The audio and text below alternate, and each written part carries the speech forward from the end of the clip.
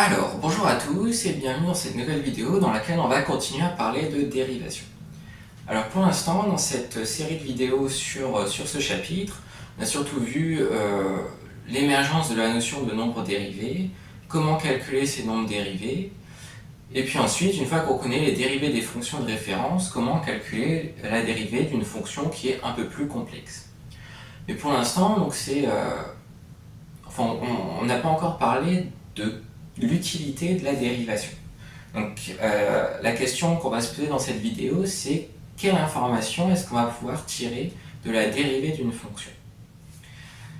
Et donc pour ça, il va falloir se souvenir de quelque chose sur lequel j'ai beaucoup insisté dans la première vidéo de cette série, c'est-à-dire l'interprétation du nombre dérivé. Donc si on refait un petit dessin, qu'on prend une fonction, par exemple qui ressemblerait à ça, on avait expliqué en fait, donc si je rappelle très brièvement ce qu'on avait dit dans la première vidéo, c'est que si on s'intéresse à ce qui se passe en un point d'abscisse A par exemple, l'idée donc c'était de pouvoir calculer une pente locale. Et donc à l'issue de ce cheminement, donc, pour calculer justement une pente locale, on avait abouti à la définition du nombre dérivé d'une fonction en un point d'abscisse petit a. Donc qui était justement la limite du taux d'accroissement. Donc c'était limite de f de a plus h moins f de a, le tout sur h quand h tend vers 0. Et ça, c'est ce qui donnait donc le nombre dérivé de f en a.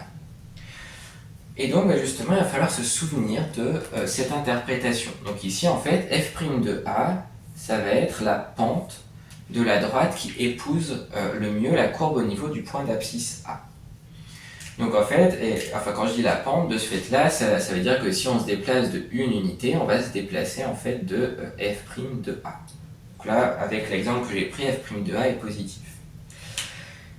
Et donc, en ayant cette interprétation en tête, ce qui va arriver juste après devrait vous paraître assez logique, puisque si f' de a est positif, ça veut dire que la pente locale de la fonction au niveau du point d'abscisse petit a est positive. Donc la pente est positive. Et si la pente est positive, on sait avec les connaissances qu'on a sur les fonctions affines qu'on est dans le cas de figure qui correspond à une fonction qui est croissante. Donc si la dérivée est positive, ça veut dire que la fonction correspondante est croissante. Et inversement, si on avait une dérivée négative en un certain point, ça veut dire qu'en ce point, la pente locale de la fonction est négative, et une pente négative, ça correspond à une fonction décroissante. Donc en fait, le résultat qu'on obtient, c'est que f' est positive, c'est équivalent à dire que f est croissante. Et de la même manière, f' négative, c'est équivalent à dire que f est décroissante. Et puis, on a aussi un autre cas de figure, donc c'est si f' est nulle, donc si elle est égale à 0, sur un certain intervalle, ça veut dire que sur cet intervalle, la pente de la fonction est nulle, et ça correspond à une fonction constante. Donc si f' est nul, on a f qui est constante. Mais bon, ça c'est un cas de figure qu'on rencontre un peu moins souvent. Généralement, c'est surtout la distinction entre positive et négative qui nous intéresse. Donc, après avoir dit ça, en fait, maintenant, pour déterminer les variations d'une fonction, on va avoir deux méthodes.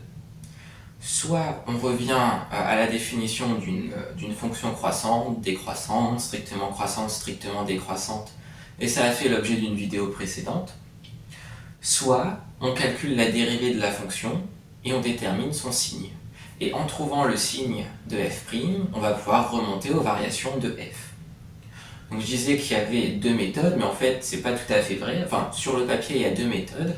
Dans la pratique, si on a l'expression d'une fonction f et qu'on nous demande d'étudier ses variations, on va essentiellement passer par la dérivée. C'est la méthode à privilégier et qui est largement à privilégier.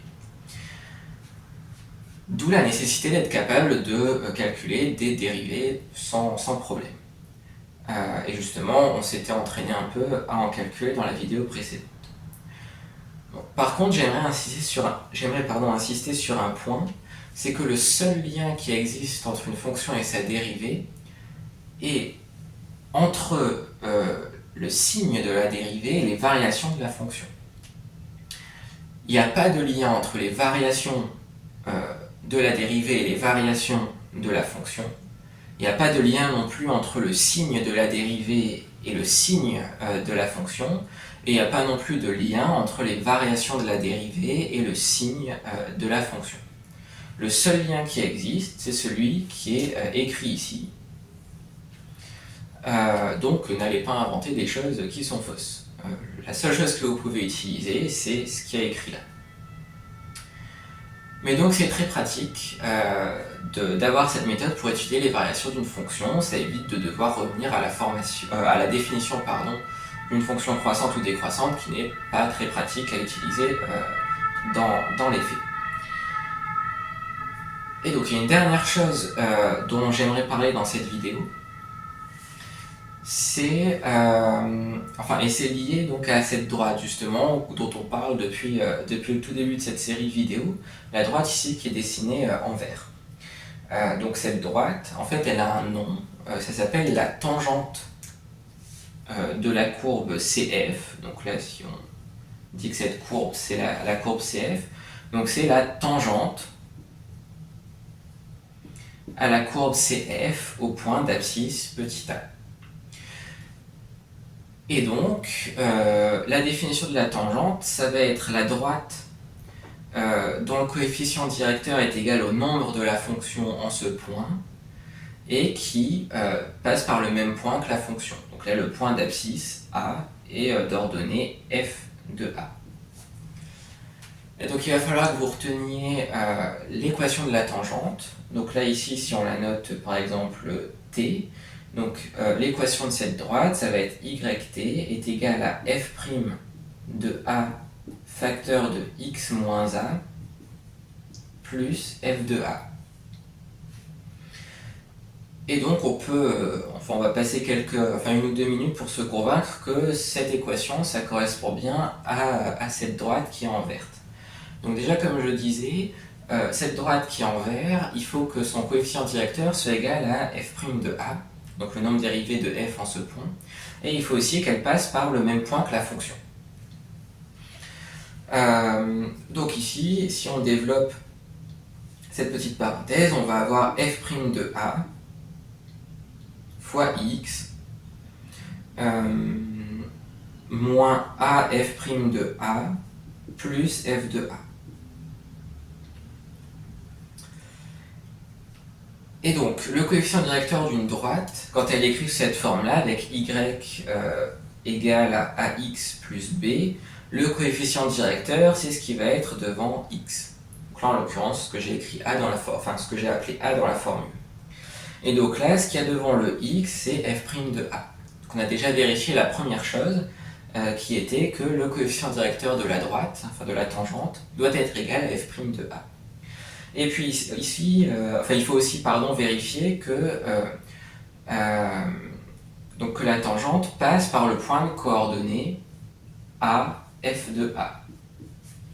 Et donc si on remplace x par petit a dans cette expression, là on va avoir a moins a, donc autrement dit 0, donc 0 fois f' de a, 0, et en fait il va juste rester f de a.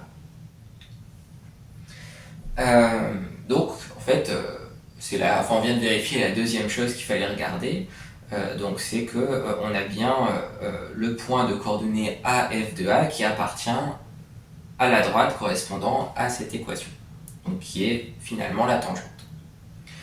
Donc il va falloir retenir cette formule. Donc ici je vais la réécrire sans ce qu'il y a autour. Donc yt c'est égal à f' de a facteur de x moins a plus f de a.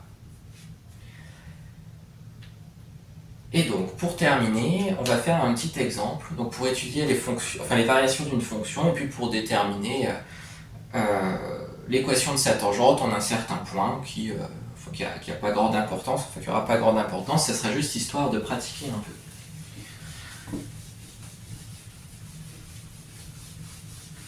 Et donc je vais essayer de prendre une fonction qui va pas trop mal marcher, enfin pour pas avoir des calculs trop compliqués vu que là c'est pas l'objectif. Donc par exemple on va pouvoir prendre la fonction donc qu'on va noter f qui sera définie sur R et à valeur dans R et qui va associer par exemple à x, on va pouvoir prendre 1 tiers de x cube, alors plus 2x carré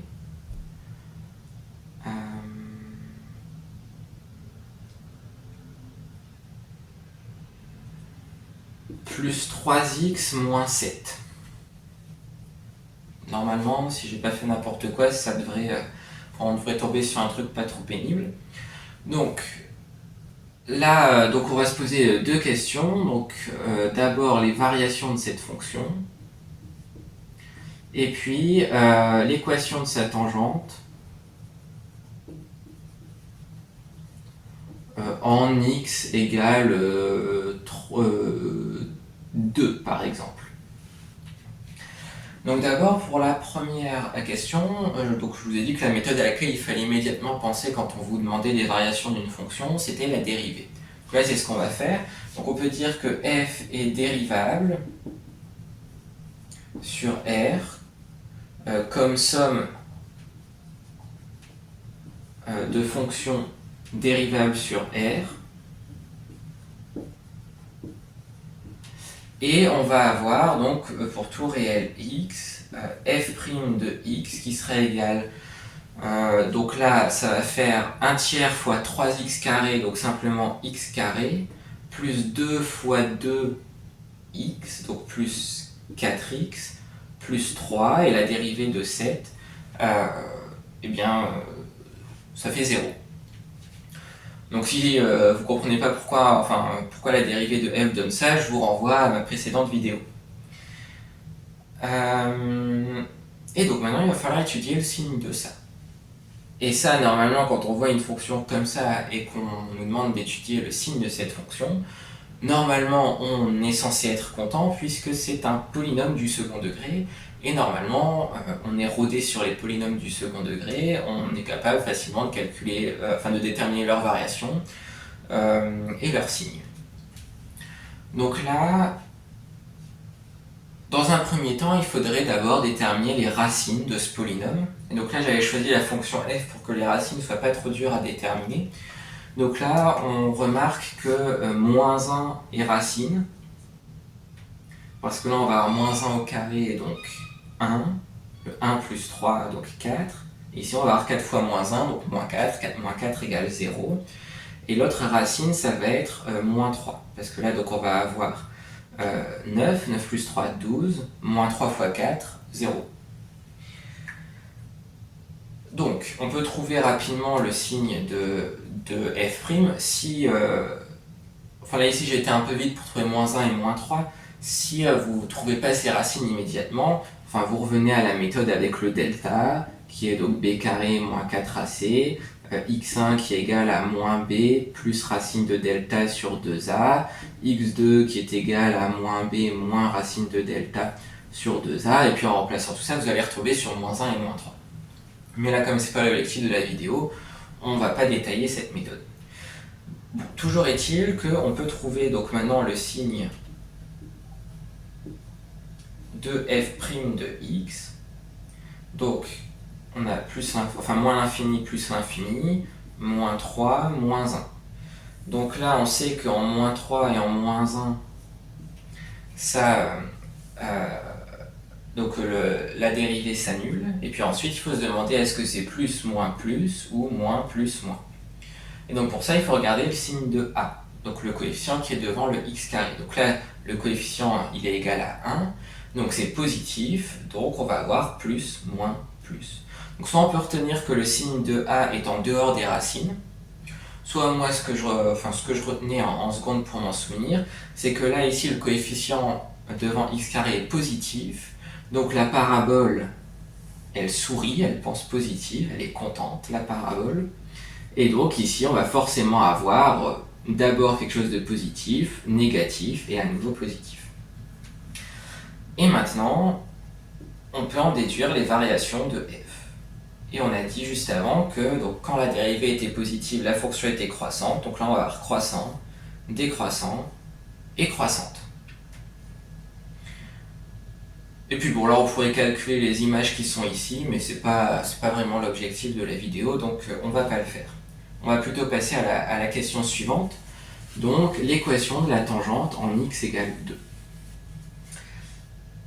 Alors on va même faire en 3, comme ça les calculs ils seront un peu plus simples. Donc l'équation de la tangente en 3, donc la formule générale, donc c'était yt est égal à f' de a, x moins a plus f de a. Donc bah là si on l'adapte à notre exemple, ça va faire f' de 3, facteur de x moins 3, plus f de 3. Et après il faut calculer f' de 3 et f de 3. Donc f' de 3, on remplace x par 3 là-dedans, donc ça fait 3 au carré 9. 9 plus 3 fois 4, donc 9 plus 12, 21, et 3, 24. Donc ça fait 24 facteur de x moins 3. Et là, il faut calculer f de 3. Donc là, on a du 3 au cube. Mais il y a un 3 au dénominateur, donc ça fait du 3 au carré. Donc ça fait du 9. Du 9 plus 18, donc 27. Plus 9, 36. Moins 7, 29. Et puis ensuite, on peut développer pour avoir quelque chose de la forme y est égal à x plus b. Donc là, on va avoir 24x. Donc 24 fois 3, enfin fois moins 3, ça fait moins 72. Et moins 72 plus 29, donc ça fait moins 43. Donc l'équation de la tangente, c'est y est égal à 24x moins 43. Enfin la tangente en x égale 3. Donc voilà, donc on va s'arrêter là pour cette vidéo. J'espère qu'elle vous aura été utile d'une manière ou d'une autre. Si c'est le cas, n'hésitez pas à mettre un j'aime à la vidéo et à vous abonner. Et puis je vous dis à bientôt pour une prochaine vidéo.